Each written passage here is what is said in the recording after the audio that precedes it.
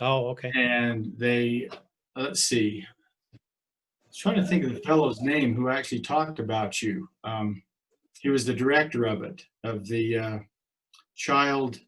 Oh, Children's Justice Center. Yeah, there you go. Yeah, that's just what it was. Yeah. Yeah. Rod Layton, probably. That's just who it was, Rod Layton. Yeah. Yeah, that's been a pretty miraculous center for a number of years. We started that back in about 1989, 1990. And there were none others in the state. There were only 4 or 5 nationally. And now we've got 25 in the state, about 1,000 nationally, and a bunch of international ones. So it's been pretty good progression. Yeah, it sure has been. So you had a lot to do with that. Yeah, I was actually in about 95 or so. I was the president of the National Association of Children's Justice Centers. And we spread them all over the country. Yeah.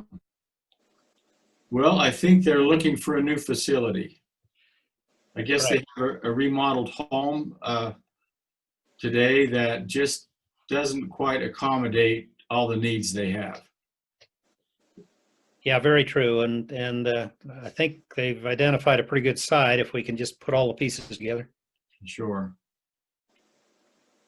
Well, you sure provided a good service. I think a little project like that is no big thing, but nowadays to build a building like they need is going to probably be, $2, $3, $4 million. Yeah. So we'll see how it goes. Yeah. Well, it's needed. From everything he talked about, it's something that's really needed in our area, and well across the whole country, really. It is. We thought originally we'd work ourselves out of a job, but it never did work. No, I think it's getting bigger all the time, actually. It is, unfortunately. Yeah, unfortunately it is.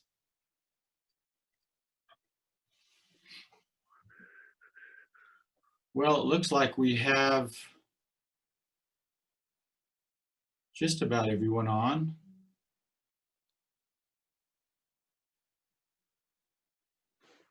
Hey, Lisa, I appreciate you not spreading COVID to all of us while we're on this Zoom meeting. I know. I'm just trying to be really safe with you guys. Okay, we appreciate that. Now, being at the studio, I still have to keep it on, so. Right.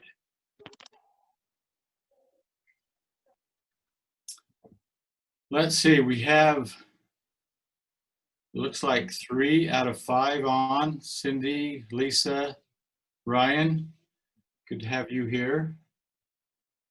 So I guess we have a quorum. We could go ahead if there's any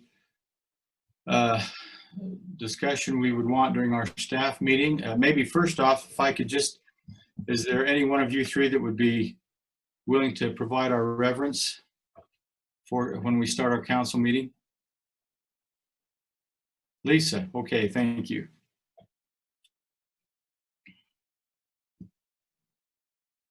I'll call you Councilman Northrup when we're doing the, okay.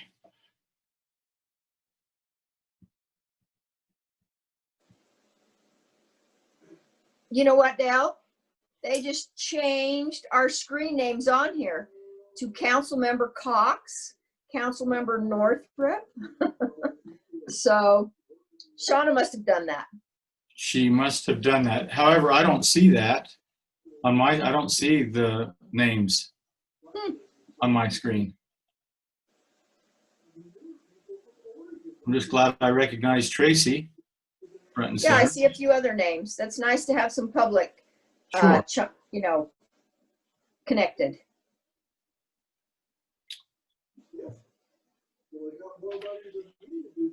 Well, is there any discussion on, maybe while during our work session here, any discussion on the assignments that anyone has as council members that do you have any discussion on that? So I had a text conversation with Councilmember Northrup, and I offered to trade one of my duties for one of her duties if that would work good for her. And she said that might. I said we could trade. I do the mosquito abatement because I know it's an afternoon. I know it's a meeting, and I know her work commitments don't always get done right at 5:30. Okay, so that would be a possible change right there. And maybe you've already agreed to that, have you? Pretty much that. I'll let her chime in. Yeah, when I chime in, it's going to be background music. That's okay. Yeah, I'm good with whatever. Okay. Councilman Paulson, we see that you're on now. We're just going through the council assignments and seeing if there's anyone that has any changes they'd like to make, or if you're happy with the assignments that you have.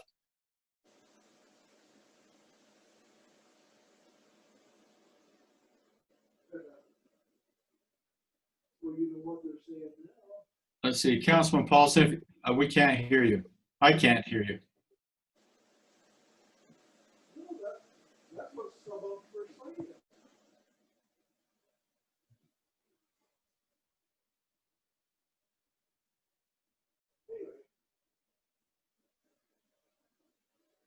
We're still unable to hear you.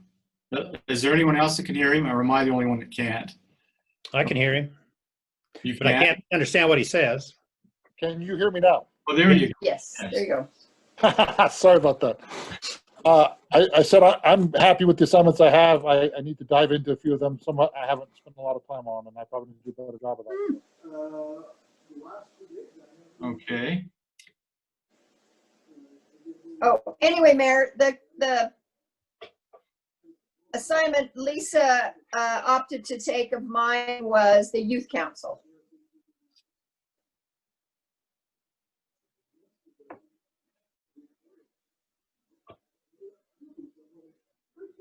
And then you would take mosquito abatement, is that right? Yeah, yes. Unless someone else would like to. Well, you might be under pressure already. I've seen a couple comments that people are having a few mosquitoes show up already.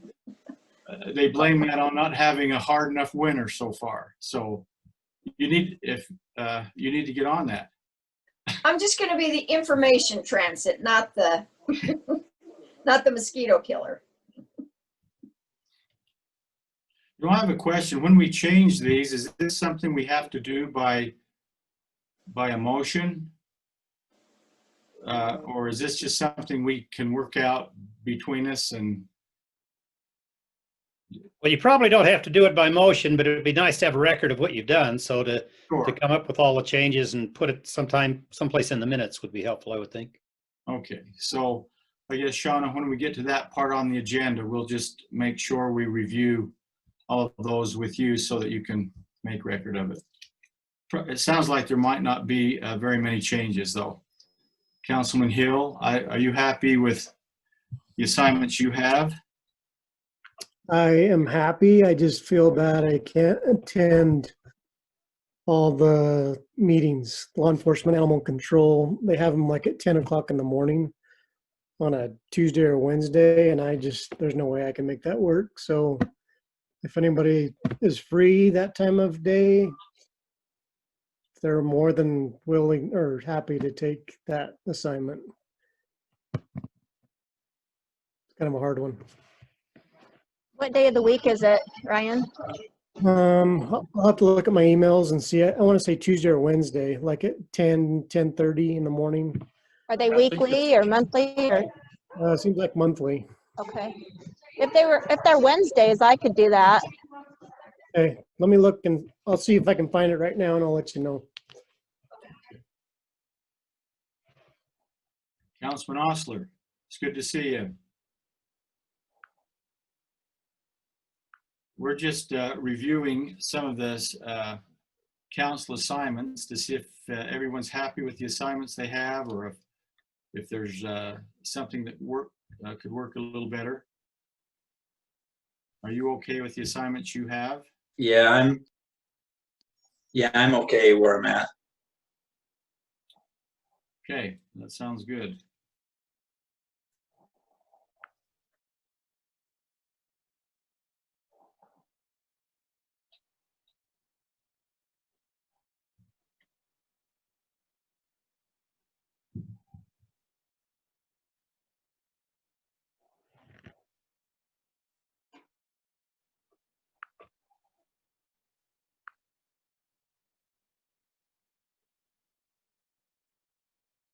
Okay, are there any other questions that you might have on the agenda or anything like that that you'd like to discuss before we start our meeting?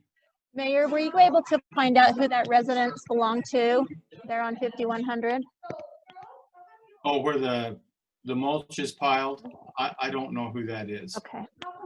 All right. Does any other council members know possibly who owns that first lot east of 5500 south on 5100 south? I just said that backwards. 5500 west and 5100 south. Just east of there, there's some piles of mulch being dumped.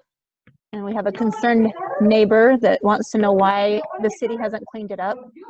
And so I'm just trying to find out if anybody knows who that property belongs to. That's in my district. I've gone to the door once, but I don't know if that land belongs to the city that's on the easement or how that works. If anybody Did knows. you say, Lisa, did you say east of 55 west? Yes. Just kind of right where that trail starts in the Hooper Landings area. Just right there. Then there's a bunch of bark chips piles that it looks like it's been added to lately. I've checked on it a couple times, but it doesn't seem to get smaller, it just gets bigger. Is it on the south side of the road or the north side? North side. So across from the guy that has the semi. Yeah, So that is actually city property. right. Okay. That was dedicated years ago when Hooper Landings was put together as part of an old ordinance that we had called the ROS ordinance that created all that open space. So Right there by that ditch and that fence line is city right there property. by the Campbells live right there, and right there, and Yeah, by the Campbells, yeah. Yeah. Okay. Well, that's the question we had. Lisa, wasn't Yes, it? yes. City property or? So now I just got to find out who's been dumping it there, and then what do I need to do to get that removed? Do we just talk to Jared, or do I need to go with my shovel? We'll find out who's dumping it. It really looks like it's done with someone who's trimming trees, you know, because it's all the way it's all ground up in that. So I don't know if there's one of these companies that's just Okay. well, I can't imagine that it's just dumped there without some type of permission or someone requesting it be dumped Okay. there. All right. I'll just keep checking back at the house then. Does that mean there's going to be some kind of citation? Yeah, so really, what you can do is if you or Mayor, let me know the exact location, and then I can talk to Jared. I can see whose it is, and then I can. What I would do is I'd let Iris know, our ordinance officer, and then she'll kind of write that warning. But if we know who it is, then we can just contact them directly, which speeds up that process. Okay. You could probably cite them, but it's probably a better idea is just to give them a notice that they need to clean it up within a certain amount of time, and then if they don't, cite them. Okay. Well, Okay. I will try to get to the house then here. Well, I have to sub tomorrow, but I can stop there on my way back and see if anybody's home this time and just double check and see if they even know.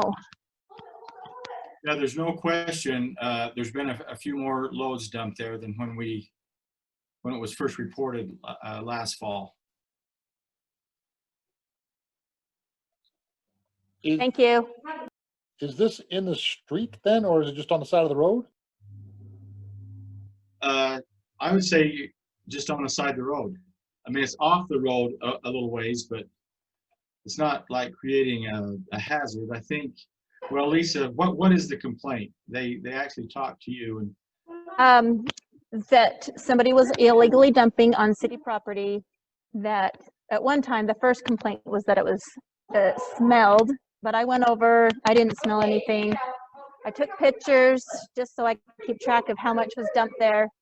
And it does look like it's grown, but I have never smelled a smell. So I think it's just a nuisance to those neighbors, the one that is concerned about it. And then they just don't want somebody illegally dumping, which I understand that. So I'll just keep checking into it.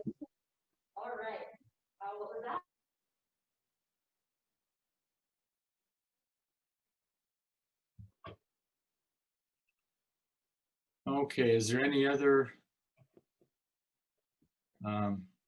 business that we could, not necessarily business, but during our staff meeting here that you have questions on or would like to discuss? I wanted to ask Sherry, if she's on, about the letters for the ramp grant application. I know that I saw Chris's and I saw Cindy's, but seems like she mentioned there was a letter she had that she could just send us to have a sign, or did she want us to do our own letter? Hi, Ryan. Yeah, can you hear me? Yes. Okay, so I was going to do a letter and then Cindy volunteered to do a letter. So if you are fine with Cindy's letter, we can just have that be from the city council. If you want me to do an additional letter, if you wanted to write your own letter, I just hadn't heard that from anybody but Cindy, so I just wasn't sure what people wanted to do with that. I'm fine doing my own letter. Is there Okay. anything specific you need in the letter, or just a general support? You know, it's just a general letter of support. We get points if we have support letters that are from our community, but also that shows this will be used for other areas of Weber County besides just Hooper, which our park certainly is. You know, every grant we're applying for certainly is applicable to anybody within Weber County and the northern part of Davis County as well. So usually I just suggest people write just their support, how they think it will benefit the city. It doesn't have to be anything really long either. Like I say, we just get points if we turn it in, and that's always helpful to have those support letters. And we haven't in the past had letters from our city council, but I think that's something that would be really good to have if we could. Okay, I'll get you one. Okay, thank you. I'm fine. If anybody, I said in my letter, I said I, but I can change that to we. If anyone wants to just, Sherry can print it and anybody else can sign it if they'd like to. I actually wrote 2 letters, one for the major grant and one for the minor grant. So anybody that would like to sign that is more than welcome to. I also reached out to some of the citizens that were on my focus group and asked them to write. And I guess, Sherry, did you got some letters from some of them? I did receive one letter. Was her name Cindy? Yeah, Padilla. Yeah. Mm-hmm. Yeah. So Sherry, would it be helpful if there were more than one signature on some of these letters? I mean, which do you think would be better, separate letters, or if there were quite a few signatures on a letter? You know what, I think either. I have secured letters from, oh, now it's showing up. I forgot this on my phone and my computer because it wasn't working on the computer. I was a little bit in a panic here. Anyway, so are you seeing me twice? I hope not. Once is not. I really couldn't hear what you just said, though. It was just a little bit garbled and I didn't hear it. Okay, so let me put my phone closer. I'm not sure. Let me turn my phone off now and see if it's going to work on the computer. If I can get out of this screen. Okay.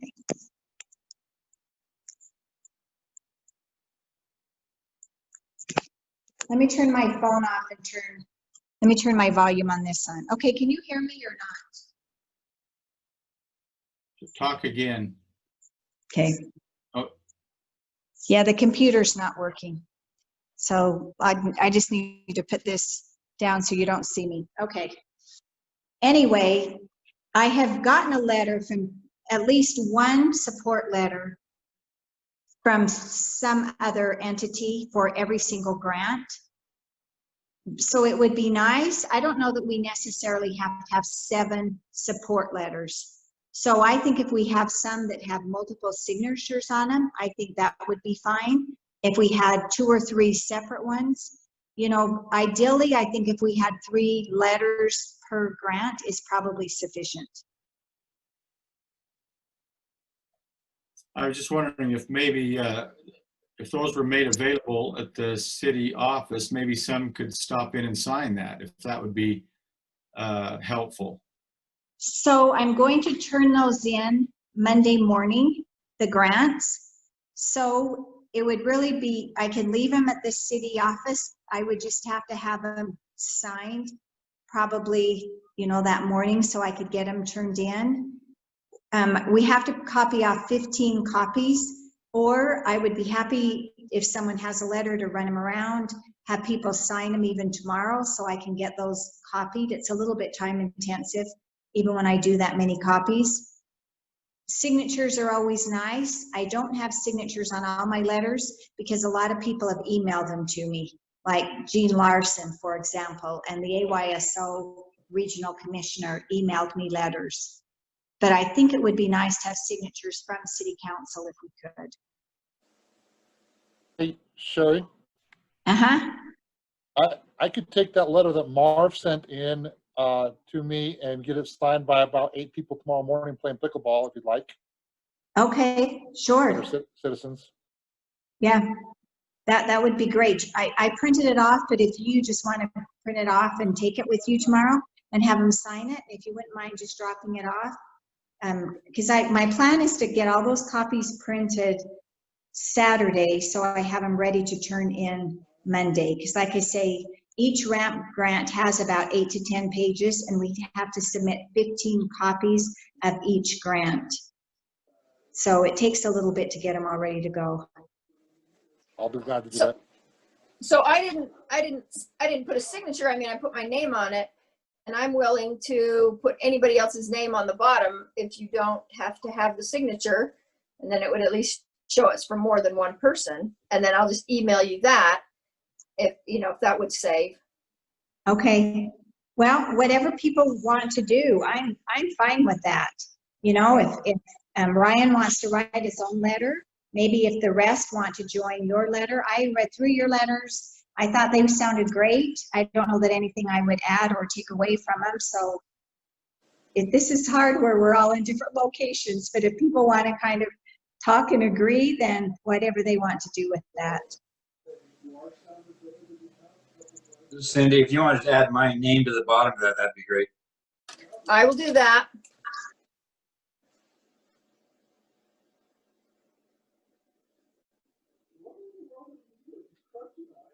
Well, that sounds good. Sounds real good.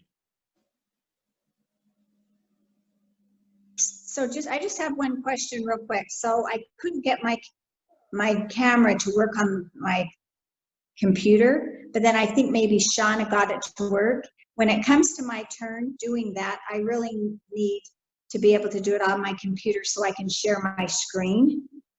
So I'm going to go off and see. Well, let me see. There I am. I can't get the audio to work. I'm not sure where you're seeing me from, my phone or from the computer. Are you seeing me twice? It looks like your phone. We're Actually, seeing you from your phone, yeah. From your Okay. phone, right. Okay. You do So pop up when- on the computer though. So let me see if, would it be okay if I just tried real quick to see if I could share a screen? Sure. Okay, let me just see because I You have some, you have 6 minutes. okay. Oh, see, I think I'll be able to.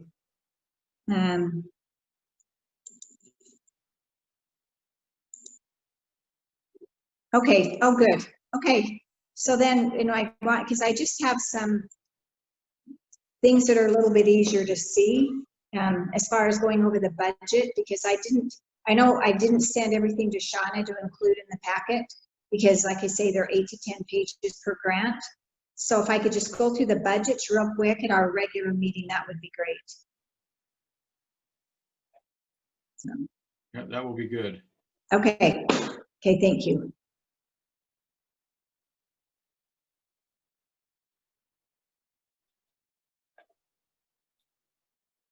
Are there any other items that you'd like to bring up before we start?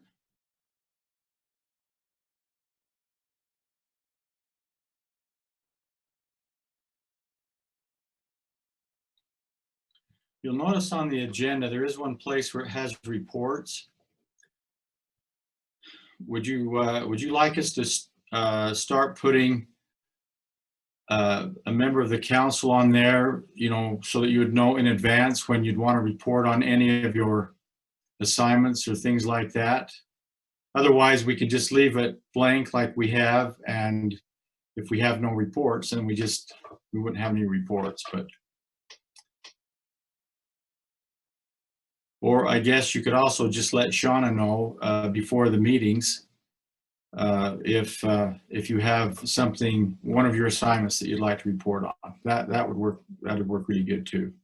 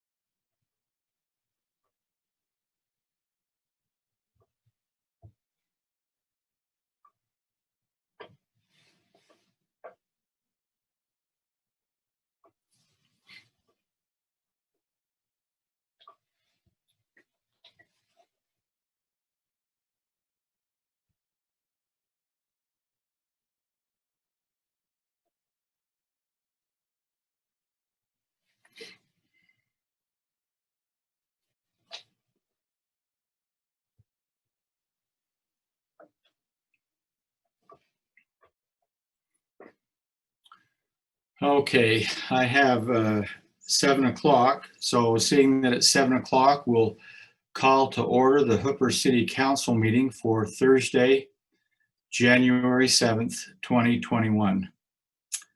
And we will forego having a Pledge of Allegiance since we're doing this with a Zoom meeting, but we've asked Councilman Northrup if she would provide us a reverence.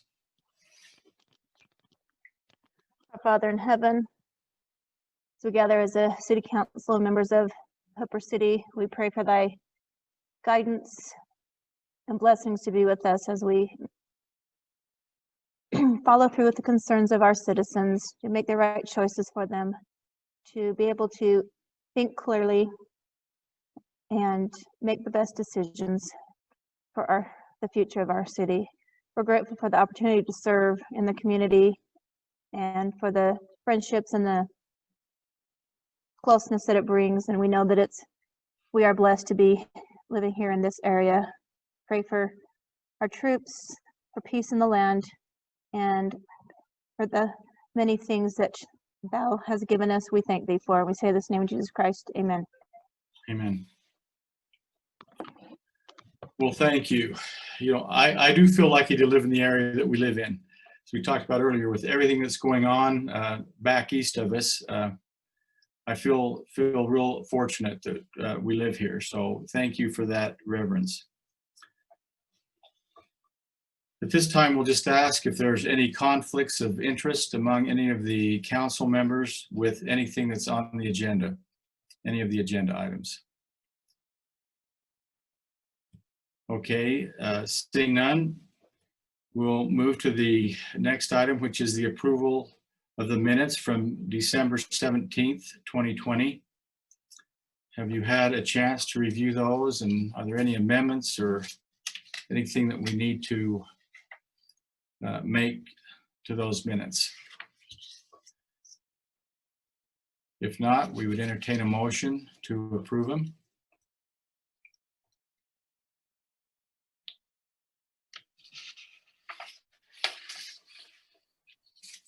I'll make a motion that we approve the minutes from December 17th, 2020 as written.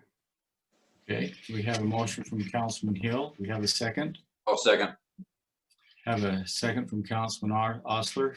Any other discussion? All those in favor? Aye. Aye. Are there any opposed? Okay. Those were approved.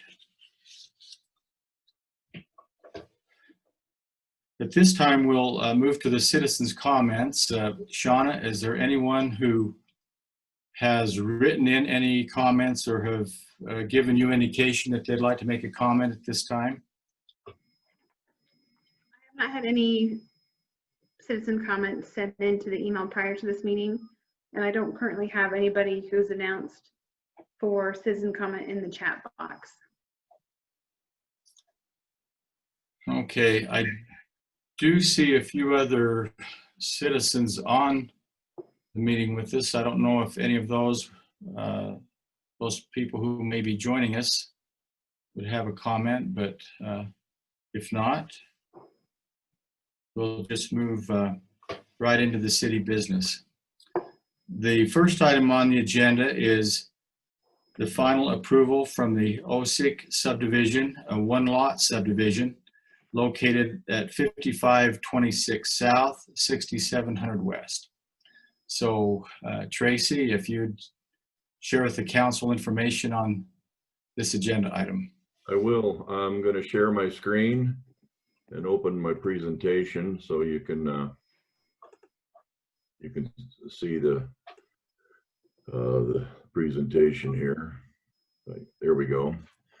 All right, so this first item, as the mayor said, is final approval for the Osik subdivision. It's one lot with a large remainder parcel that's not currently part of any development right now, but located at the intersection of 5500 South and 6700 West. So you can see from the image here, here's the intersection. Lot 1 of the subdivision is highlighted in blue, and the remainder parcel in red. And this is in our R1 zone, came before the Planning Commission in December. And I'll just kind of review the items that were discussed with the Planning Commission. And like I say, it is final plat approval. And so this will be, this is the Planning Commission had a review, and you'll have a review here tonight to make a decision. But here is the plat. And again, I just highlighted lot 1 out here that is actually going to become a building, an approved building lot, and the rest of it is remainder parcel, currently not for development. So these are the items that were discussed with the Planning Commission. We noted that all the revisions and corrections to the final plat had been made before it came to the commission. We'd received all the necessary letters from Hooper Water Improvement District, Hooper Irrigation, Rocky Mountain Power, Dominion Energy, the Fire District. Weber Morgan Health Department provided what they refer to as a septic system feasibility letter. And that, as I told the Planning Commission, that represents their approval for a septic system that is still to be designed and constructed. And a permit actually follows an approved design, but they don't start design until, don't get a permit till it's designed. They don't start design until they have approval. And the septic system feasibility letter provides that for the city to be able to move this forward. All the other items from Public Works and engineering memos had been completed.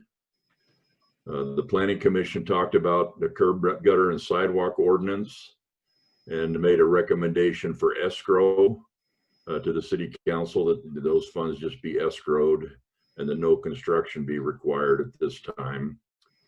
And by the way, I should mention that, Jared has told me before, Public Works, that he has worked with this property owner, and they've actually gone to the effort of piping the ditch fully in front of their property. And he said that that all turned out really good. So they have already handled that, but curb, gutter, and sidewalk escrow recommended. And then the other item that was discussed was the land use separation fence that's in our ordinance. The remainder parcel is owned by immediate family. And so as has happened in the past, the Planning Commission is recommending no requirement for land use separation fence because of the fact that it's the entire piece is still in the same immediate family. So pretty straightforward. All the things had been checked off, and the Planning Commission voted to recommend this final plat approval to the City Council. Any questions for me? Tracy, I just had a question. On the north side of that property, Correct. that red area goes clear to the corner there of 55 and 67. Is that for the right of way? That is actually, there's actually a concrete ditch there. And so, yeah, so it's part of future development, but it's not being dealt with right now. And the right of way itself, I think, is what's required already on the plat. It's just a little piece that is there. At some point in time, it'll have to be incorporated into future development. And as you've seen along there in other subdivisions, that open ditch has been piped in other areas, and that will come in the future. So.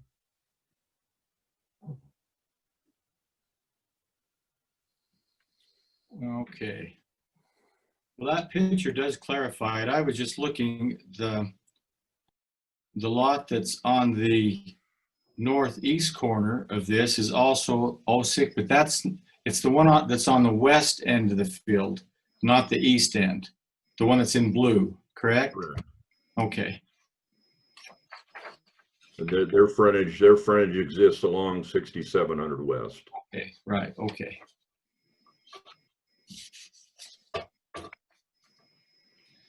Any other questions for Tracy? Okay, well, thank you, Tracy. Is there someone here on the meeting that representing this subdivision, one of the OSICs? And if so, are you there? Yes, sir. This is Quentin Lindozic. Great. Okay. Does any members of the council have any questions for the OSIC family?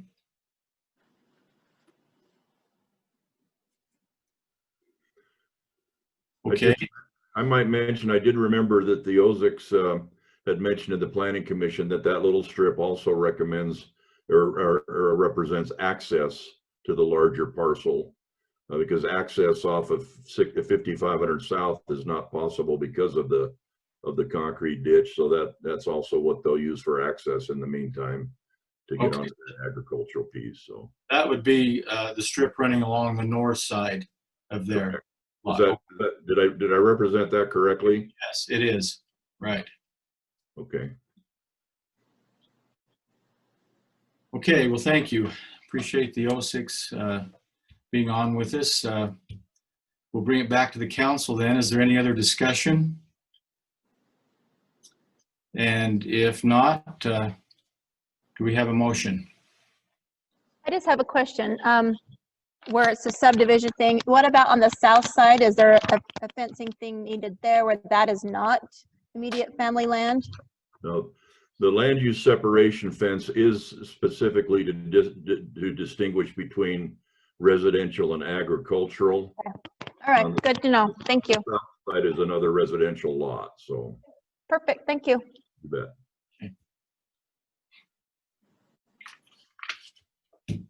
Any other questions? Okay, we would entertain a motion. So I'll make a motion that we grant final approval for the 06 subdivision at 5526 South, 6700 West. Okay, we have a motion from Councilman Cox. We have a second. I'll second it. Can I amend the motion?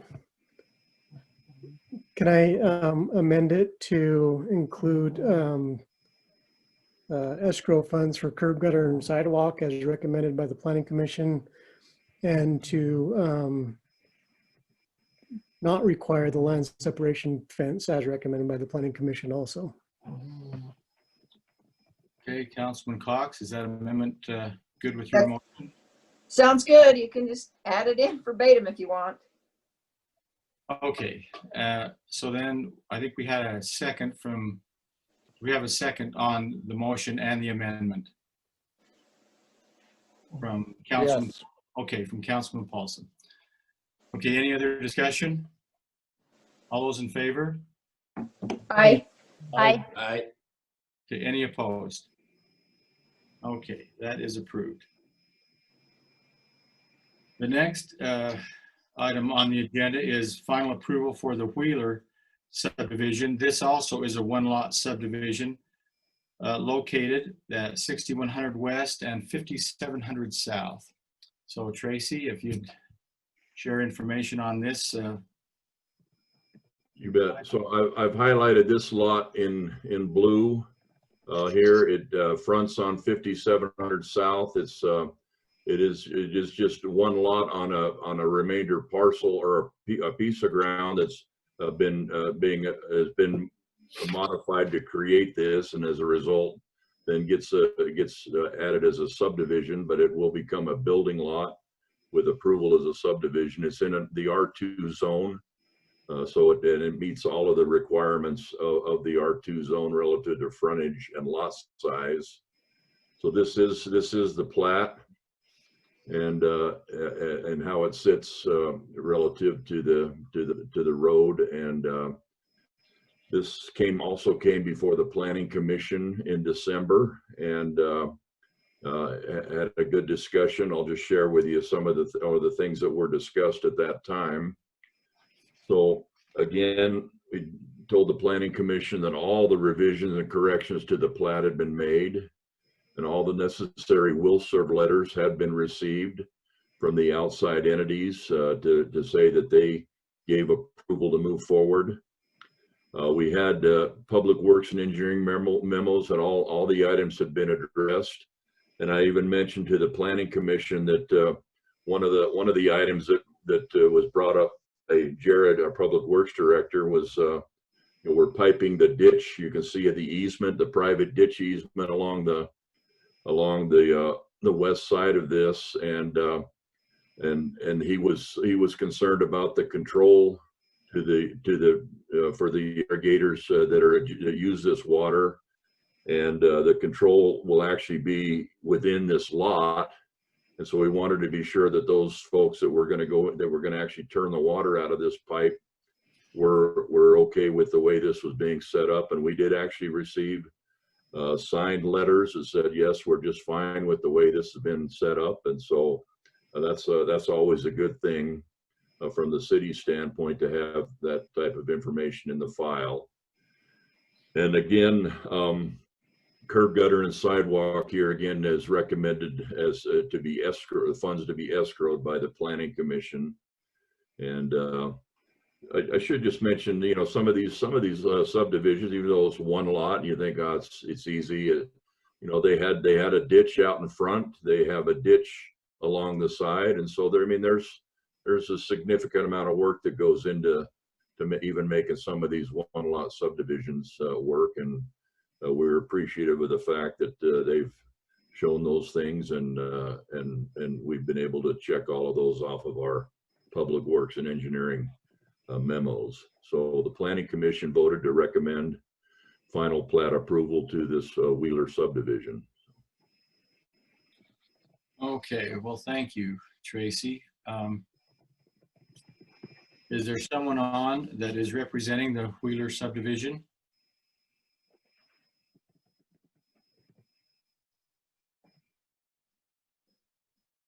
Okay, if not, we'll bring it back to the council. Is there any other discussion on this application? And if not, we would entertain a motion.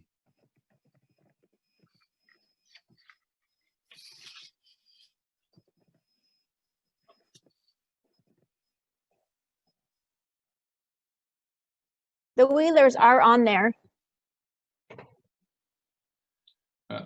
Yeah, I couldn't see them. Did they try to come on? Ashley, can you hear me? Okay, we just can't hear you guys. Okay.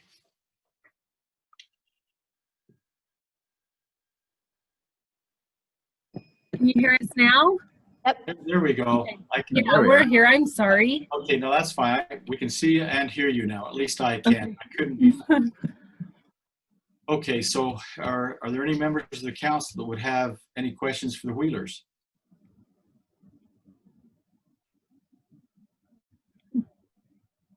Okay, seeing none, then we'll bring it back to the council. Any other discussion? And if not, we'll entertain a motion on this request.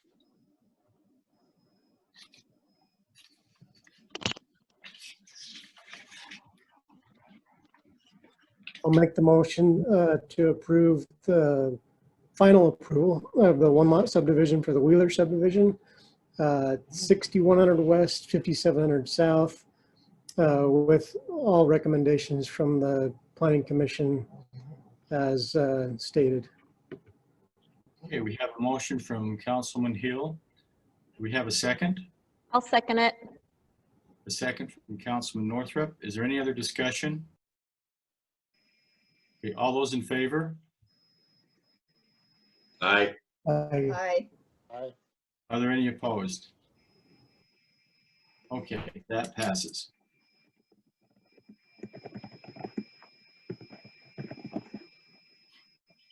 Okay, next on the agenda, we have an amendment to the Quail Cove subdivision, which is a 9-lot subdivision located at 3750 south and 5250 west. So Tracy, we'll have you explain this amendment.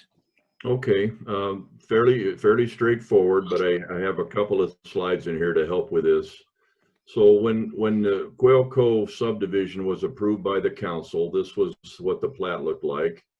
It represented this stub street to the east, and then a stub street to the west that was deep enough that we needed to add a temporary turnaround.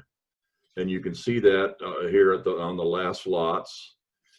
Temporary turnarounds are something we do for the fire department. They're wide. They're 80 to 100 feet in diameter, and they also have to be hard surface.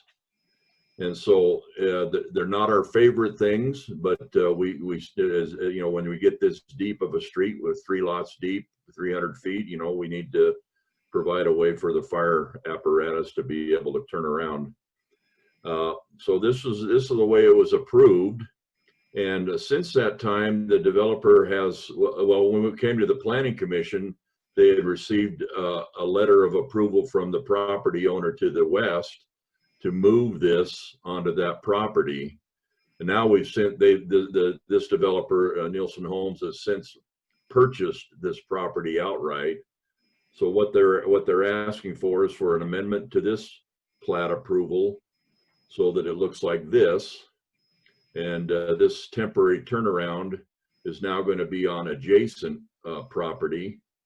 And and the adjacent property is actually part of a second phase of the Silver Saddle subdivision, which hasn't even come forward yet. So in the meantime, before this road will be connected, we'll have this temporary turnaround there.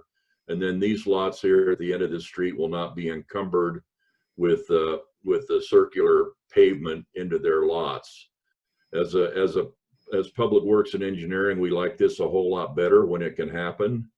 And but we felt like the mayor and our attorney feels like this type of thing should come back to the city council for approval in order to amend this final plat. And the plat hasn't been signed. We're amending the previous approval, and before the plat is actually signed. So we don't need to change the name of the subdivision or anything else for that matter. So does that make sense? Anyone have any questions for Tracy on this amendment to this subdivision? Okay. Yeah, when you see subdivisions, subdivisions is actually in the lots. It's in the lot of sense.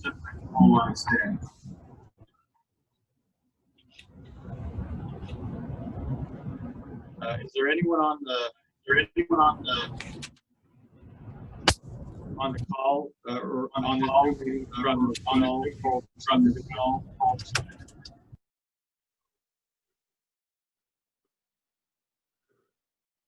I seem to get a lot of feedback right there. Okay. Can you guys hear me? Yes. This is Amy with Nielsen Homes. Yes. Okay. It's good to have you on, Amy. Is there any members of the council have you on? Any questions for Amy? Questions for Amy?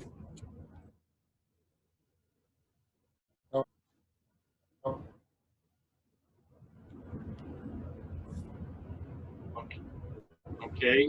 Seeing or hearing none. Bring it back to the council. Is there any other discussion?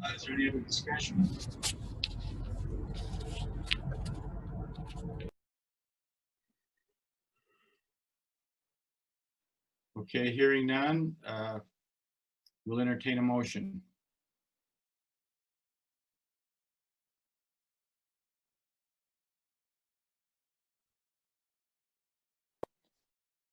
I'll make a motion that we approve the developer change to the Quell Cove subdivision and approve this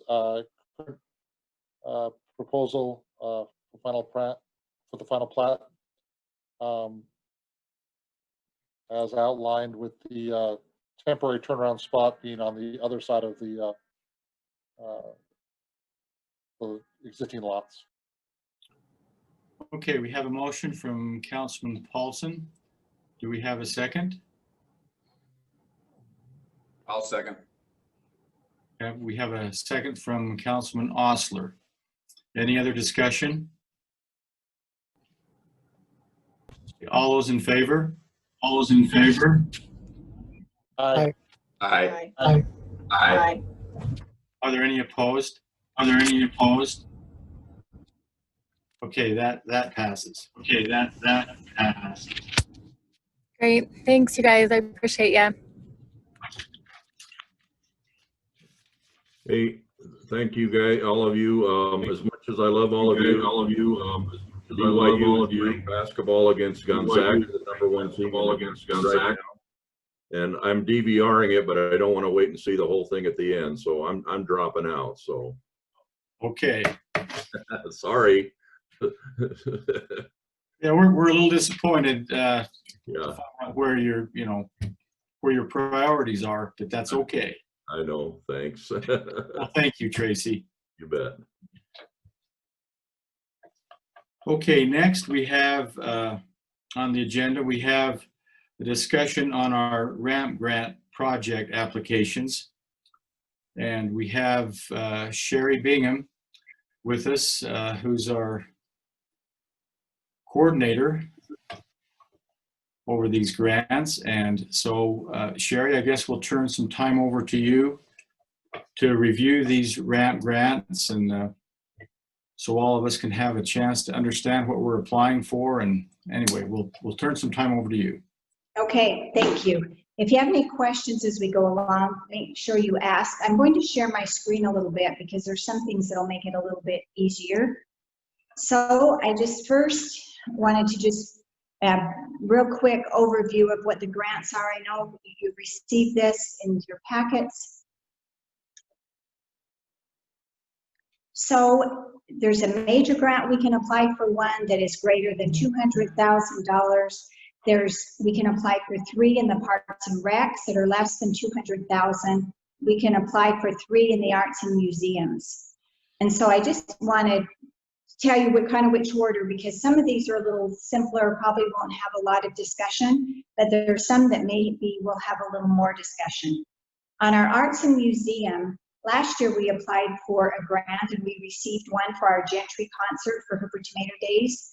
Because we were unable to have that, I filed an extension, and so that can be carried over and used for this year. And so we do already have those funds for that grant. And so then let me just show you, and I just wanted to show you the budgets because that maybe will make a little more sense when we go to do that. So let me just go to the next one. Okay, so if you notice, we have to rank them 1, 2, and 3. And so that was our number 1 grant.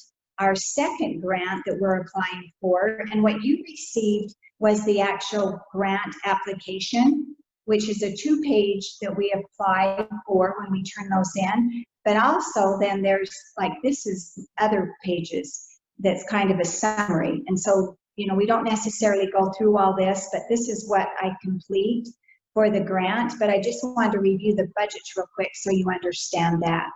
Are you still sharing your screen with us? Because I didn't share. Okay. No, I'm sorry. Okay. There you go. I'm sorry. Remind me with this. Okay. So we have to, I fill out this ramp grant application and we turn in this summary of what we're applying for. But I just wanted to review the budgets with you real quick. So for this grant, we are going to ask for $32,735. The rest of this you'll see where it shows with Hooper City is what we are going to be matching as far as doing some of the electrical work, the groundwork as far as the prep. We receive more points if we can end up getting if we have about a 50% match of what the ramp we are asking for. So hopefully this makes sense as we go through, and if you have any questions, there's not really money that's coming out of the general fund for this one. It's more us doing matching work. There will be some as far as gravel and concrete, but most of it's matching. So do you have any questions on this one? And this is the one that would be the electronic message center that would be out on the corner of 55 and 46, that we could, anytime we had an upcoming event, if we had any information that we wanted to put on as far as election notice, where they could go to vote, that sort of thing could be on this message center. Sherry, Janelle and I were actually discussing that the other day, that for a better way for information, and we thought we were actually going to contact the city to see if they wanted to put something right here on the corner, on our corner, but a marquee of some kind. That would be a great place too. We just were we didn't know if we could get permission for anywhere else, and so that would be city property. I know that's electronic, so it's done with the computer. So that's certainly something we could, yeah. Okay. So, okay, any questions on this one? Hey, Lisa, I'm glad you brought that up because I was gonna suggest that. So, I mean, obviously the majority of our traffic in the city comes through that four-way intersection. So that'd be an ideal location for it if we can make that happen. I agree. And I can go in and just change that on the grant. You know, it wouldn't be on the application, but it would be on this literature up here where it talks about it. We could do that. And I'm assuming costs would be similar. I don't know. Yeah. We could, you know, that just has that little semicircle or whatever, but if we needed to maneuver that a little bit, it'd probably only, if it did anything, it'd only take one parking spot away. So that's not a big deal. Okay. Is everybody agreeable with that? Is that something then you want me to change to have it down on that corner? That would be great. Okay.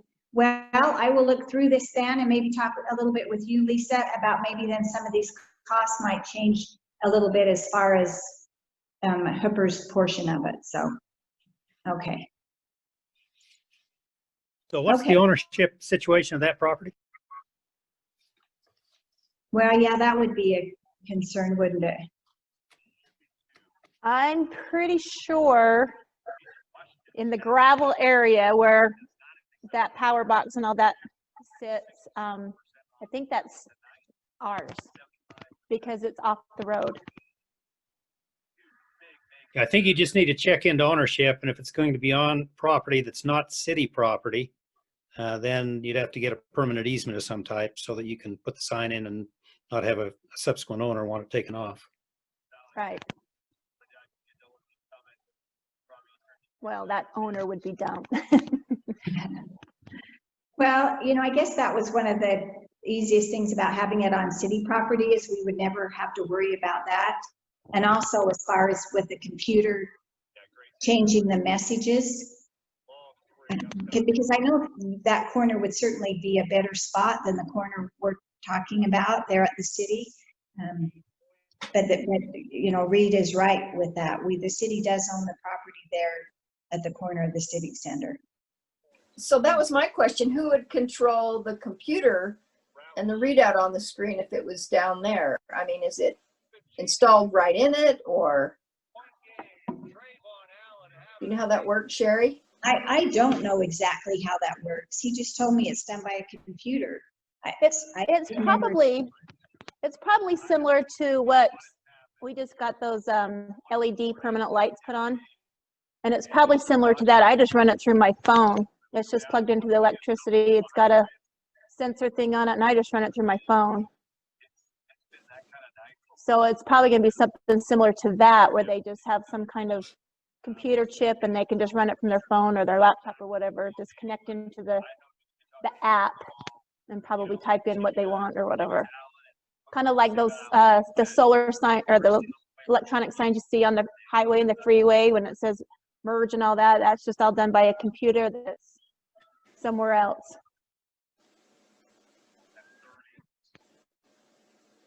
Sherry, another thing to think about is make sure you read over the city's sign ordinance. You don't want to be violating your own ordinance regardless of where it's located. Mm-hmm. Okay. Yep. That's a good point too. Well, so what do you want me to pursue on this then? I'll check the sign ordinances. Down at the corner of 55 and 59, and then we'd have to get an easement or leave it on city property.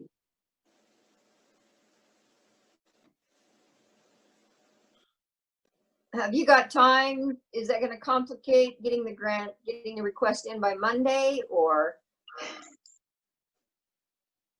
Because if so, I mean, that is an obviously great location, but if it's going to complicate it a lot, it might be best just to put it in and see how you do this time. Yeah. No, I don't think it's going to matter to the ramp people where you put it. So you could probably put it in for either location, and then if you decide on on a different location, just get permission to change it. I don't know why they'd care. Okay, well, if that's okay, then maybe we'll go ahead and just put it in as is, and then that would give us a little more time. Usually they come out and ask questions, you know, where it's going to be, which that probably won't be until maybe the second week of February or so. So that would give us a little time to check on easements. So. And there's a possibility maybe we could have a second sign, put in a ramp, request for a second sign at the four-way stop. Yeah. And that then would really cover the city that much better. Anyway. Okay, then let's just, I'm going to move on then so I don't take too much time. Okay, and so then another one.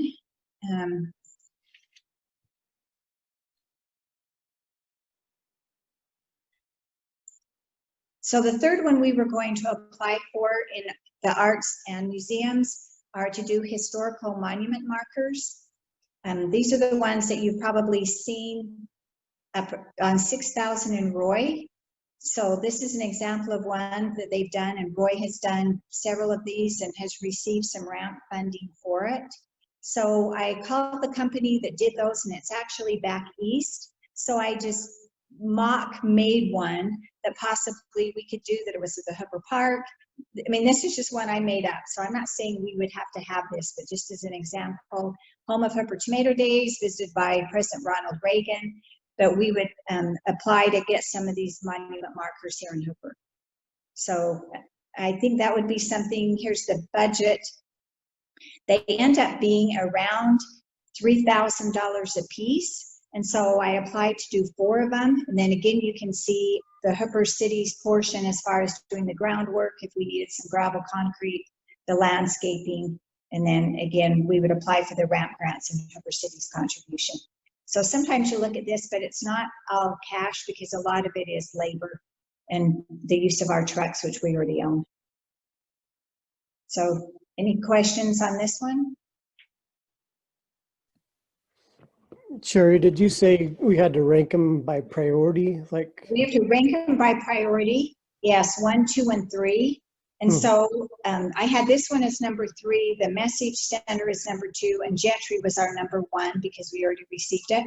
But we can change that if you would sooner change this one be number 2, the Message Center be number 3, whatever you'd sooner.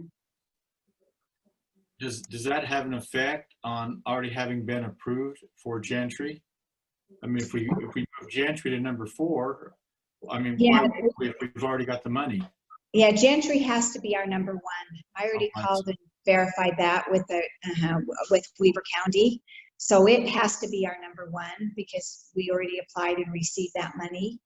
And last year, that was the only arts and museum one we received, was the Gentry. We actually applied for a historical marker last year, and not the historical marker, excuse me, the electronic message board, but we only did receive the Gentry last year in the arts and museums. And it all depends on funding and how many different cities apply for the funding.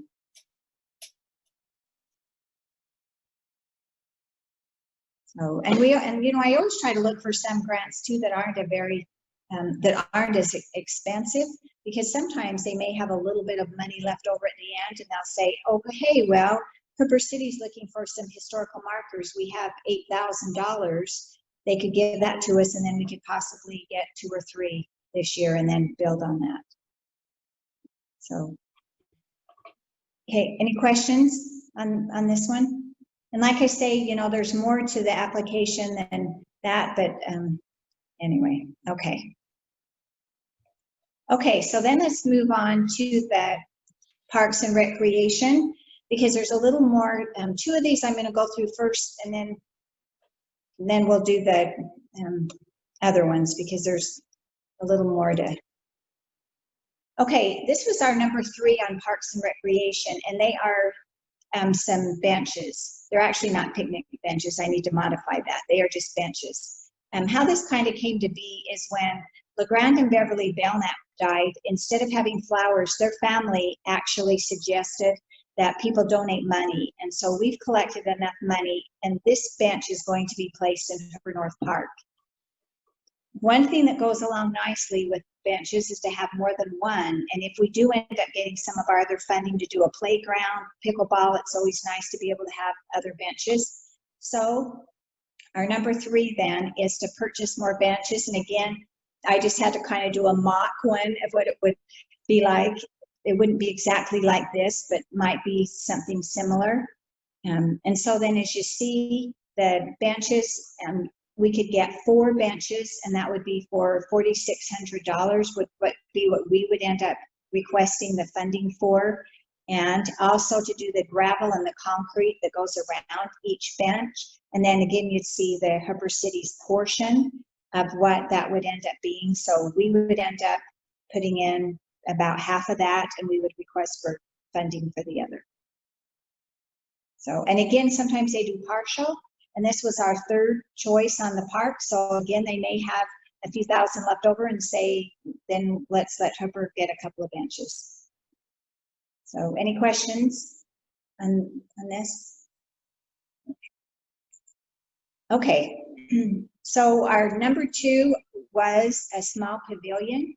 And again, this is a relatively, it's not as inexpensive as a grant. And again, if you look up here, I kind of did an artist drawing of where it would be. And I thought maybe possibly here if we get the pickleball courts, which I'll show you that one coming up here quickly.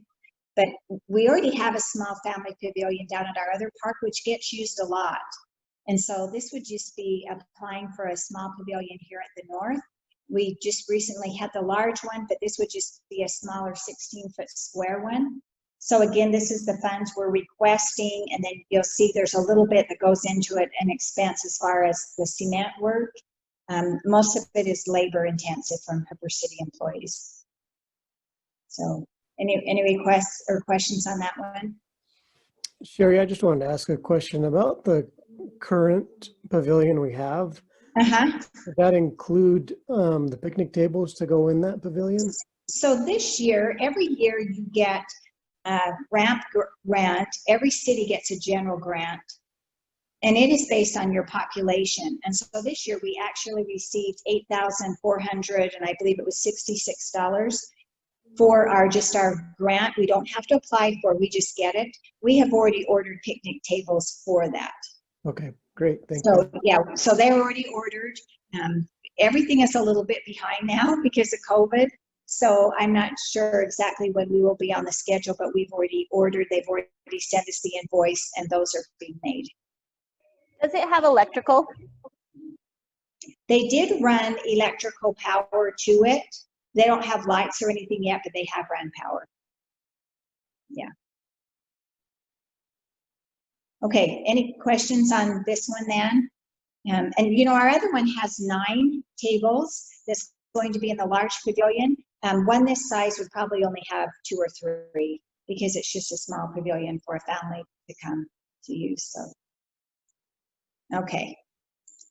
Okay, so now the next 2 have a little more to them, which I really wanted to go over these with you. So let me just find it here where it is. And I had mentioned this to you when I sent out that one message. So if you remember back at the budget meeting, there was actually $250,000 that was allocated from the budget in order to go to the pickleball courts. When I was doing the budget with the pickleball courts, and I'll show you that next, which is our major grant, we do have some extra money, and I will show you that I feel that we should put towards the playground equipment.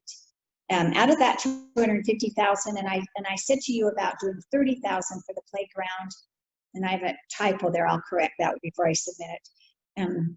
But when I was doing the final budgets today, because I just received one of our final bids today on our major grant, we really, I feel like, have $40,000 that we could put towards the playground equipment, which then gets us at about 50% of what we are asking for as far as the total project. That they really like to see the cities actually have a commitment of this. So the playground equipment is going to be about $100,000. I've had 2 bids. Both of those are fairly similar to the design, and we could pick our exact design if we end up getting this grant. So if we ask for $60,000 from ramp, and then you see the other expenses there are as far as some cement, curbing, and all of that, the total cost of the playground would be $136,000. If we use $40,000 from our general fund, you see our labor and equipment. We're asking for the funding from ramp, and it puts us a little over 50%, which really is a plus when you're applying for grants, to show that you have some invested interest in this. So kind of be thinking of this, and then I'll go back and we can talk about it when I show you as far as the pickleball courts. We had these 2 different companies, Big T Recreation, Garrett and Company, that each supplied 3 different drawings of a playground. So if we get this, and this will certainly be something I'll bring back to another meeting that you can decide, or maybe perhaps have a committee that would want to decide on the exact design that we end up having for that. Okay, so let me go back now and show you the major so I can explain a little bit. Okay, and I lost my stop share for a second.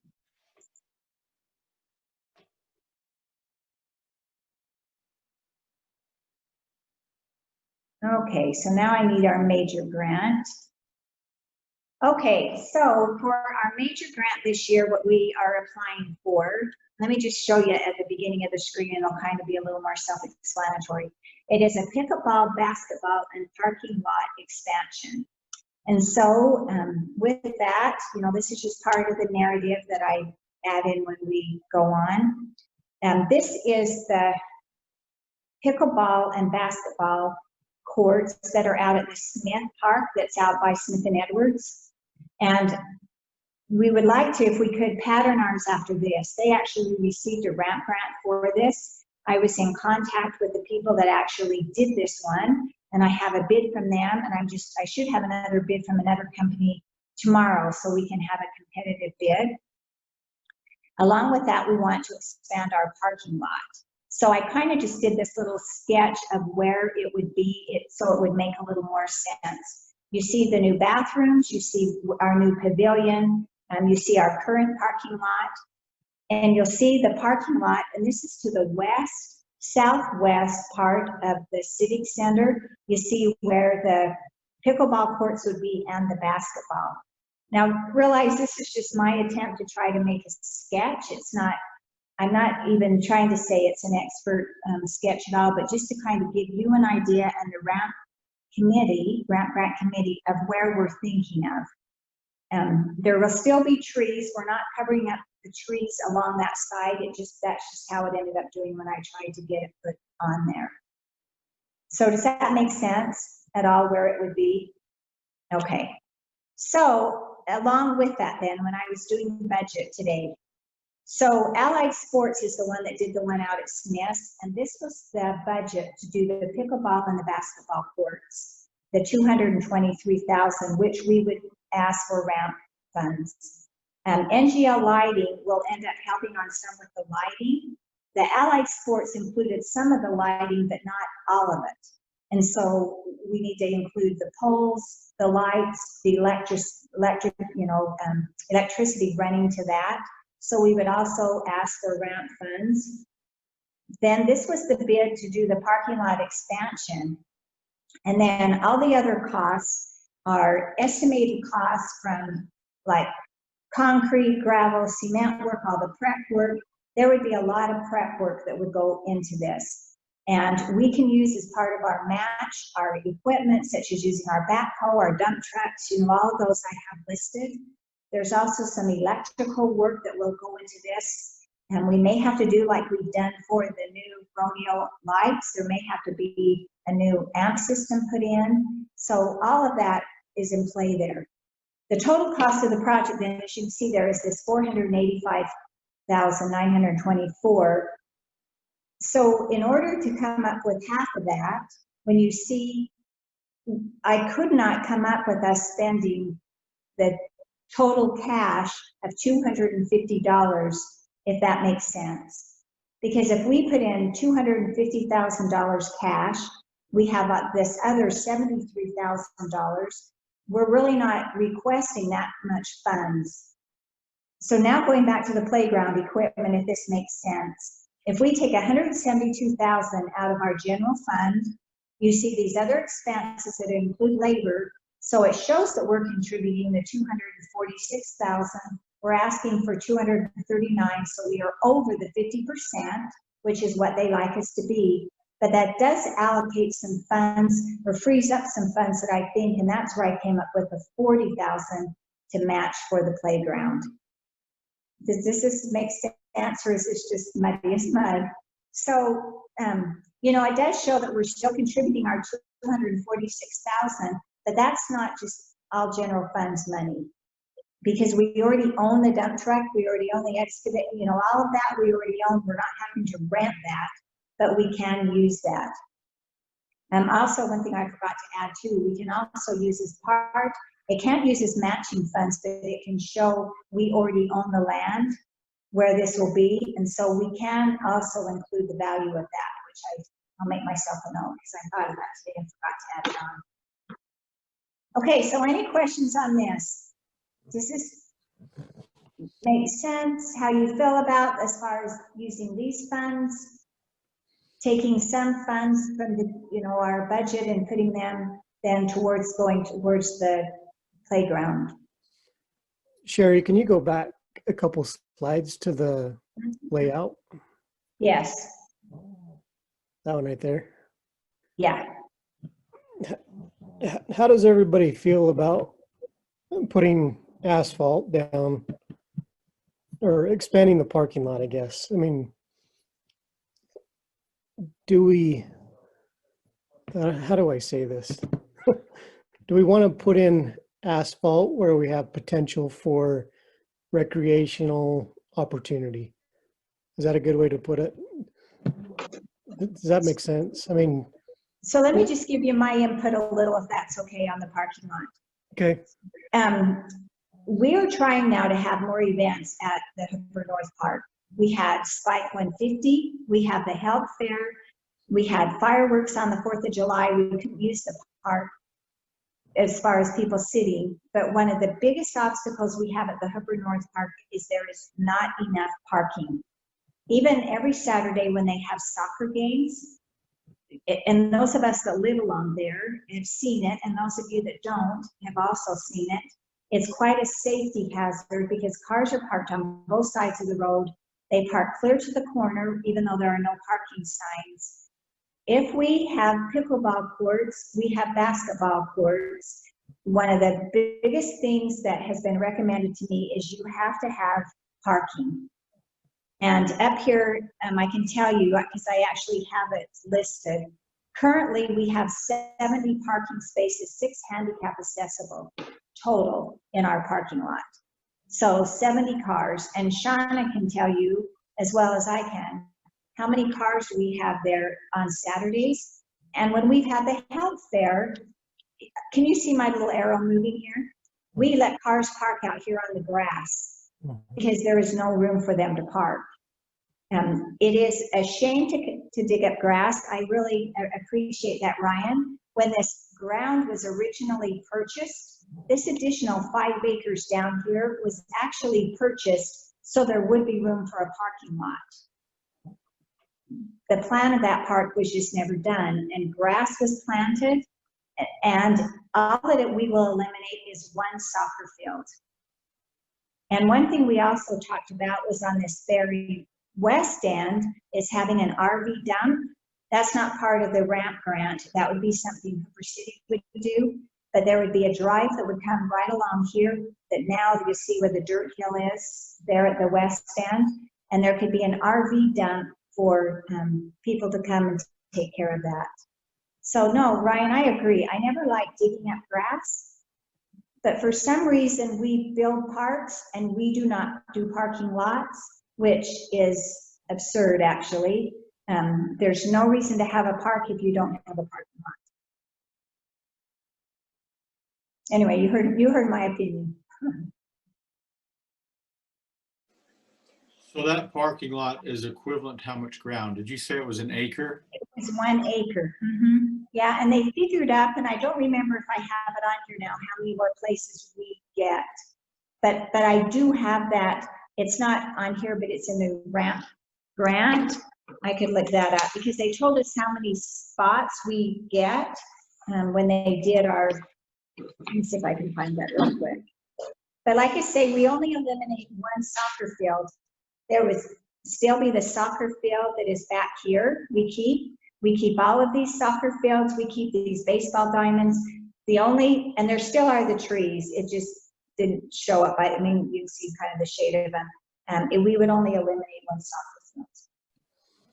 And that was my next question, Sherry, is under what obligation is Hooper City to hosting soccer all the time? I mean, do we have some kind of a contract with AYSO, or are we obligated to provide soccer every Saturday I mean, I don't know what the percentage is, but it seems like there's a lot of people that come here that are not Hooper citizens for soccer.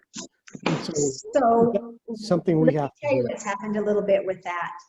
Most of the other cities' parks are no longer allowing them to play in their parks. So we have acquired almost the majority of the AYSO soccer on Saturdays. Shauna has worked so good on this with them, trying to limit how many games they can have. It used to be much worse than it is. And even though it seems still horrific now, Shauna really has done really well with that, limiting the games. We don't have to have all of them.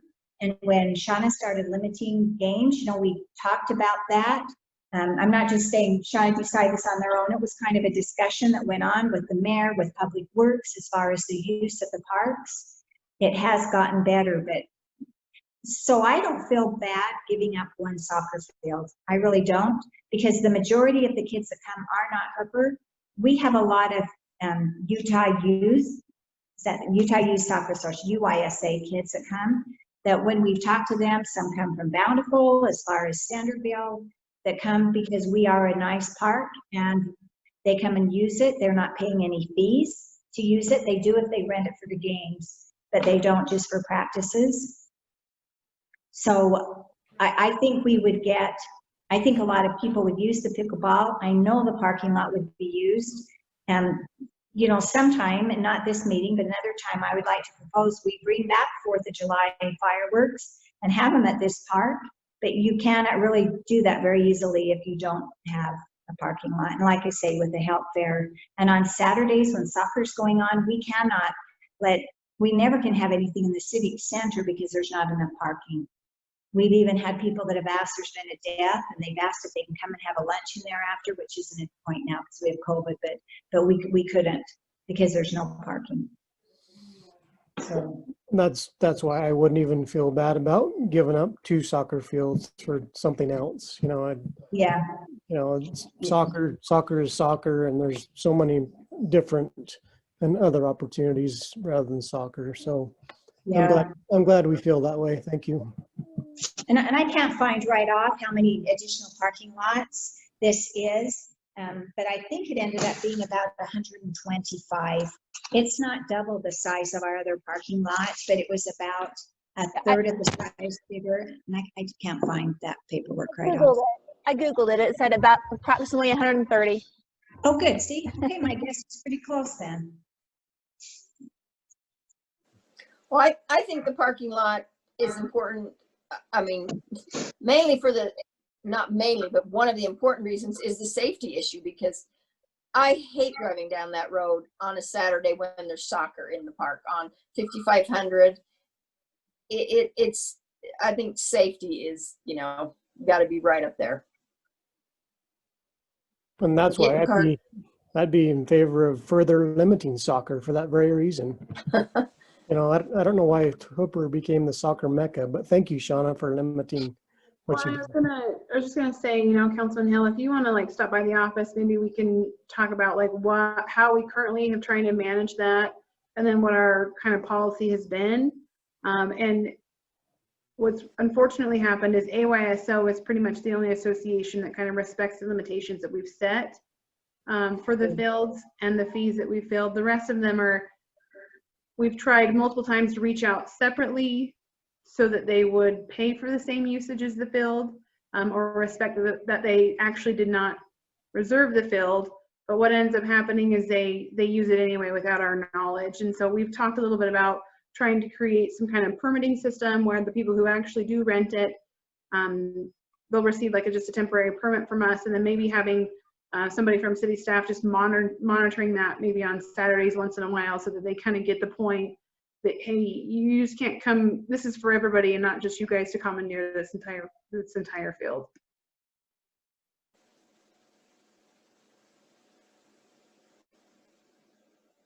Yeah, I even had a little bit of a feedback from one of the teams when we were having our health fair, and I told them they couldn't practice.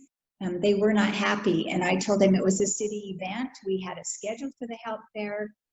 So yeah, Sean is exactly right. We've tried to monitor, you know, Sean has nicely asked them to fill out at least just a form to let us know who's playing when, but they haven't been all that gracious about doing that.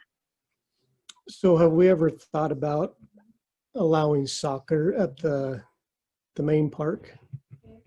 Yeah, so we've given them that option to kind of separate the mass of people, and then with trying to cut down on the number of games that are on that field for safety reasons, for whatever reason. And we've always offered that there's restrooms at that park and that facility.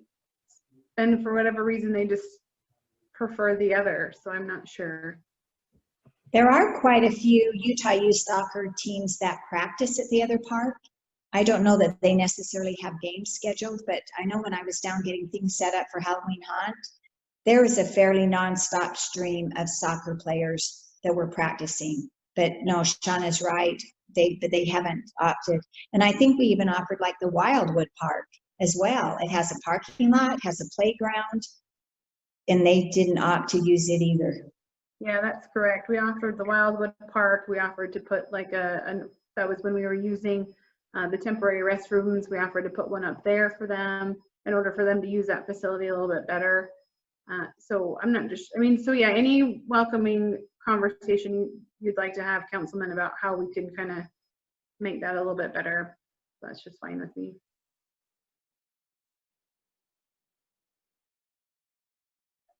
Okay, so back to this then, and going back to the budget then. So you'll see, you know, when I just barely received the NGL lighting just this afternoon, so I was getting all of this just completed. I think this, to me, looked like the best option as far as applying for funds. And, you know, even if you take the $172,899 that we would be taking out of the general fund, out of that money that was set aside, you add on the additional $40,000 for the playground, you still come up to the $212,000, which still gives about a $38,000 cushion of money in there if we needed that for anything else as far as this goes, or for the playground. I think we have enough money to do that. I think to have a shot at getting a playground, which I equally think a playground is as important as this. You know, people comment all the time, what's a park without a playground? And I think to have a viable shot at getting that grant for our playground, I think it just makes more sense to put that $40,000 towards it.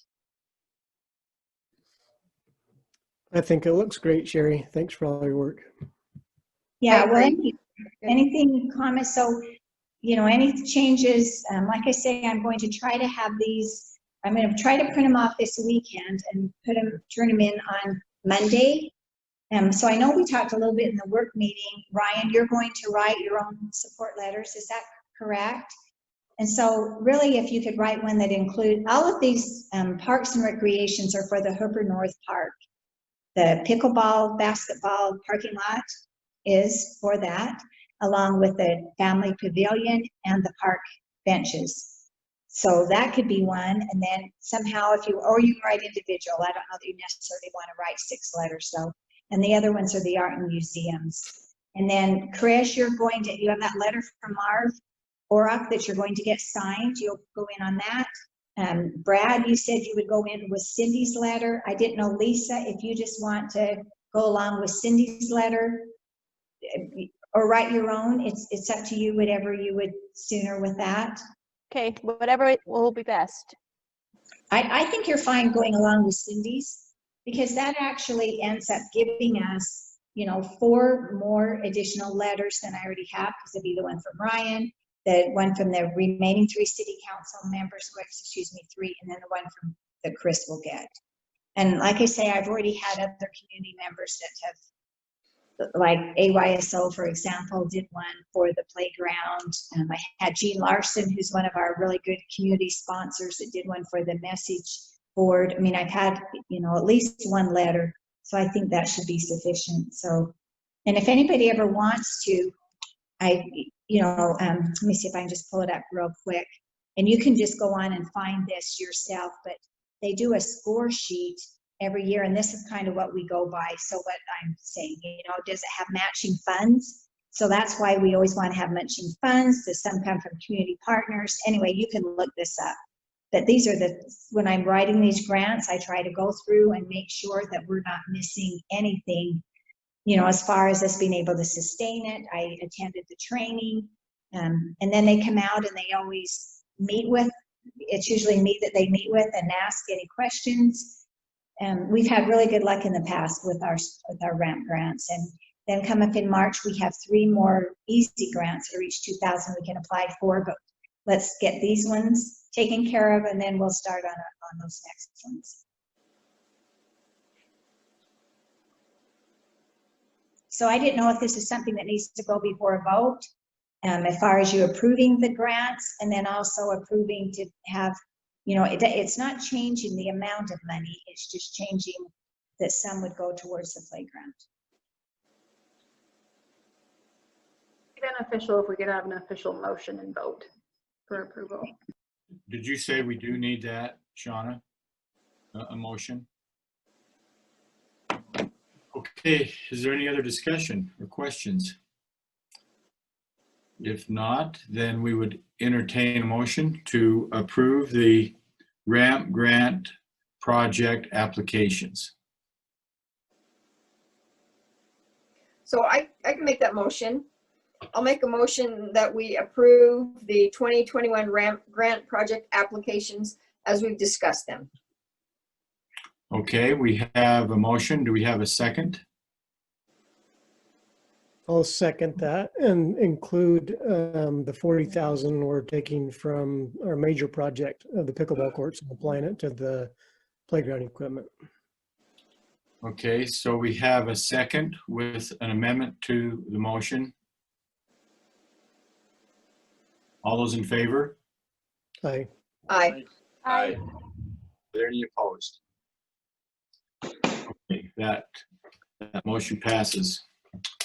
Thank you, Sherry. Thank you.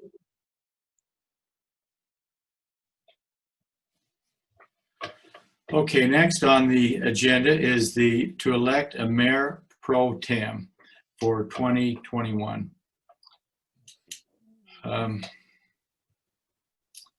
Councilman Paulson was that for 2020.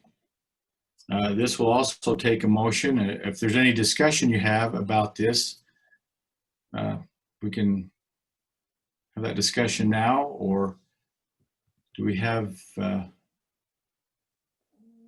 anyone who would volunteer to do that? I don't know. Well, I guess someone has to Nominate. nominate someone. Right.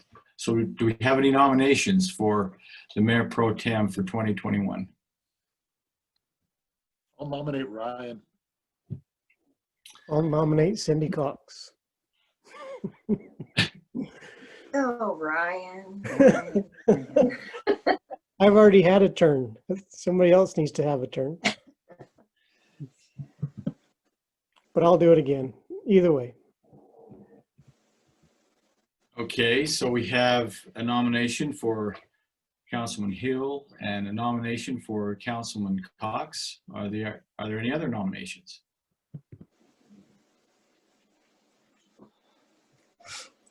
Okay, so I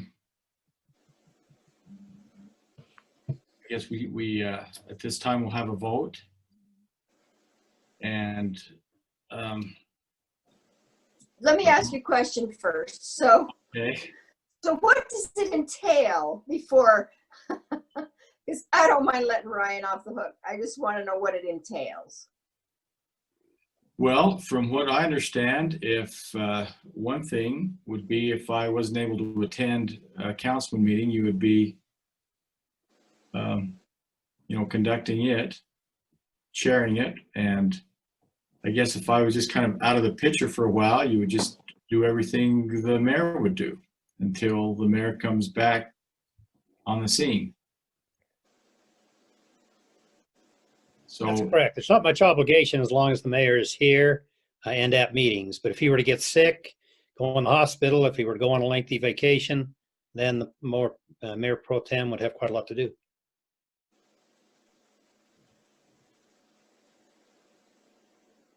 So you can see the assignments on our worksheet if you want to look at a few of those. Okay. Okay, so I guess at this point, both of you are accepting the nomination. So is that correct? Correct. Okay. I guess. So all those in favor of Councilman Hill being the mayor pro tem, say, well, vote. Aye. I'll vote for Ryan. I'll vote for Ryan. Ryan, it is. I'll vote for Cindy. Okay, so we have a vote of, it looks like 4-1. Is that correct? In favor of Councilman Hill being the mayor pro tem for 2021. Did I get that right, Shauna? I think we had Councilman Osler, Councilman Paulson, Councilman Northrup, and Councilman Cox. Did you vote for Ryan? I did. Okay, so it would be. So, all right. So congratulations, Councilman Hill. Why, thank you. Okay, next on the agenda, we have, we need to discuss the council member assignments for 2021. I know we had a little discussion on this prior to our meeting, during our staff meeting. And it looks like everyone was okay with their assignments just as they are, with the exception that we had a change from Councilman Northrup and Councilman Cox. Councilman Cox would take mosquito abatement, and Councilman Northrup would take youth council. Is that correct? Did I get that right between you two who have changed a couple? Everybody Yes. else was okay with their assignments. Does this also take a motion to approve these council assignments, or? Irene had said it didn't, and that's fine. I just know in the past, we've always made a motion to approve them as discussed, but it is completely up to however you want to do that. I think Well- the motion is fine. The more important thing is that the person doing the job accepts it. Okay, so let me just ask, does everyone accept those responsibilities then? Could we, Yes. could we add Go Lisa? ahead. Yeah, I was gonna say, did we figure out if we were able to change, or if you found out if those meetings are Wednesdays or? So they're The Monday, sheriffs. there's actually a sheriff's huddle meeting, Monday, Wednesday, and Friday at 10:15 a.m. Okay, And anybody from any of the Weber County cities on the council or the commissioners are invited to attend that. It seems like it's a pretty short meeting, like maybe 15 minutes. But I couldn't find the animal control one, but I know they have one at least once a month. is that like weekly or is it monthly or on that Monday, Wednesday, Friday? It looks like it's weekly. So Okay. it's every other day, but I think if we participated once a week on any of those days, I think we'd at least show some effort. So I just wondered if we could put Lisa in as animal control and law enforcement, and I'm happy to stay in it as well, just maybe split the roles, because I'd really like to get involved in the VIPs as soon as COVID's over with. So. Animal control, I believe, is only a quarterly meeting too. Oh, is it? Okay. So have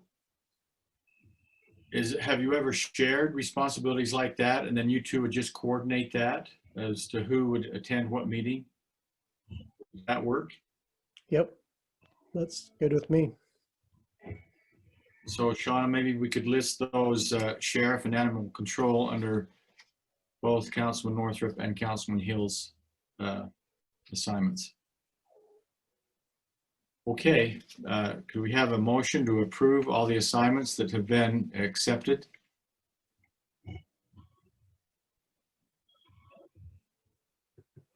I can make the motion to have what council members' assignments approved as written.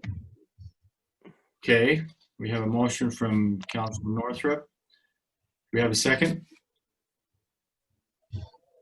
I'll second it. Okay, Councilman Hill, I believe you were a little ahead, so we have a second from Councilman Hill. All those in favor? Aye. Aye. Are there any opposed? Okay, so that was unanimous. Okay, at this point, we have completed all the city business. Shauna, has anyone given you any other citizen comments or anything like that during the course of the meeting? No, I haven't gotten any more citizen comments. Okay, are there any comments from any of those who are on the Zoom meeting? Looks like we have about 4. Can I just ask one question? This is Sherry again. So Chris Cave served on our Fremont CTC committee for the coalition, but then of course he's no longer here. And so I didn't know if there was someone from the city council that would be willing to do that. We meet once a month. Our community does. It's on a Tuesday. It's always at Hooper City at 5:30. So I know, I serve on the committee. We have a few others from Hooper, but it was always nice to have someone. The mayor was one of our key leaders, but I didn't know if there's anybody that would be interested in serving with that as well.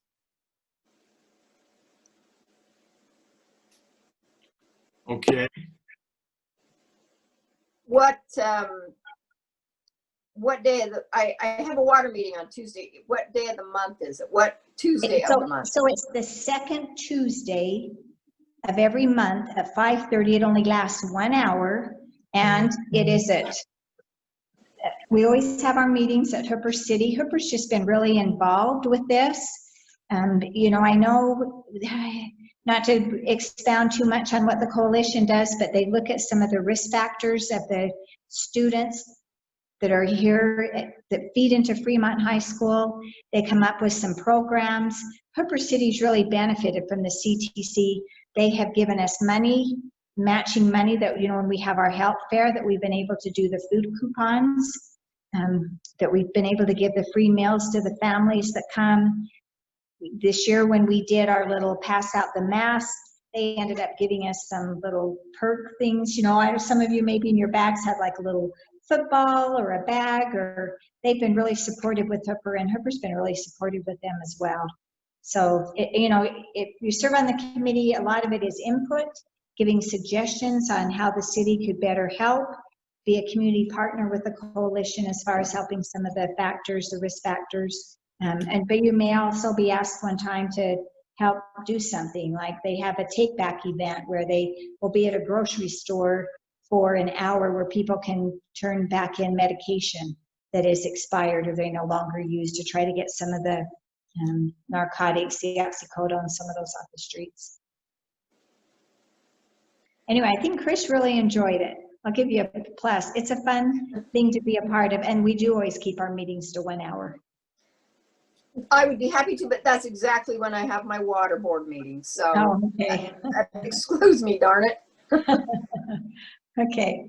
Well, if anybody else thinks they, and like I say, 5:30, second Tuesday, we always have them at Hooper City for 1 hour. Let me know, and then we'll let you know about upcoming meetings. So, Sherry, I can try and be there. okay. I'll try it and see if I can fit it in. Yeah. I think it should work for me. Okay. And they really are good. I mean, we're doing Zoom meetings now. I don't know when we'll be back to having in person. So the first one that you would be a part of coming up would be this coming Tuesday, the 12th at 5:30 at the Zoom. And so Madison Kilpack is our coordinator over it, just this cute little darling redheaded. Anyway, she'll send you a link and then you can join. So great, thanks. Okay, thank you. But So Councilman Hill, you've accepted that. Should we make a motion out of that? Someone want to? Oh, you're just good to go. we don't need a motion. Yeah, we're good. We'll just, Shauna, you'll just put that on his list of things to do. His assignments. That sounds good. Okay, well, that concludes our meeting. Oh, Lisa, or Councilman Northrup. We can't hear you.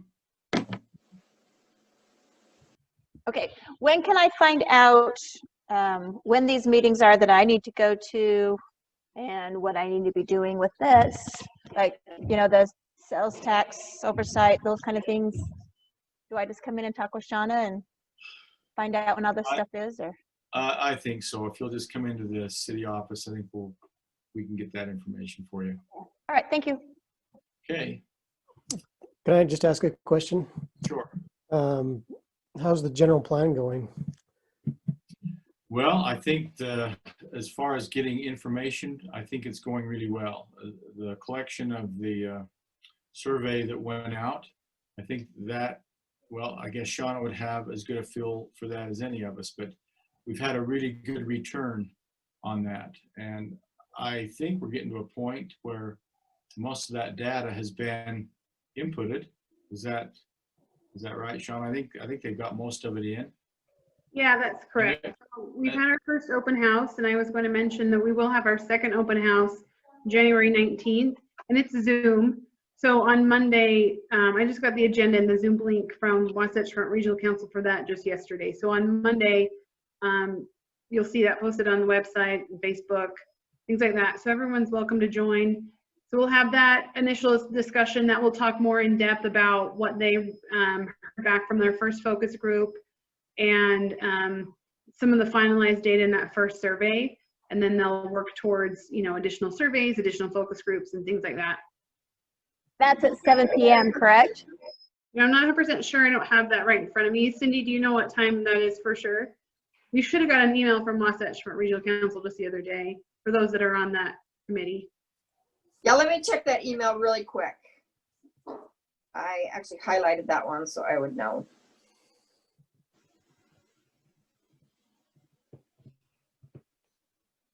That is January 19th at 7 p.m. 7 to 8:30.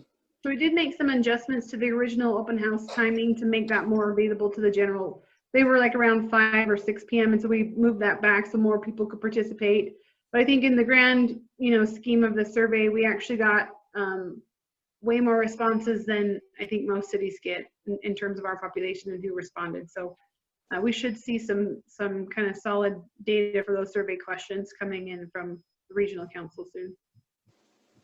I will mention the first meeting they had, they were right on time. They started right on time and they end right on time. I mean, and everything was just really well organized. I think each focus group, you know, had their own group separately at the same time, but it really was a good meeting. So in answer to your question, Councilman Hill, I think it's going good. I think information is being collected and I think it's going good. Thank you for the update. Okay. Okay, if there's nothing else, we'll entertain a motion to adjourn. I'll make a motion to adjourn. Okay, we have a motion. I'll second.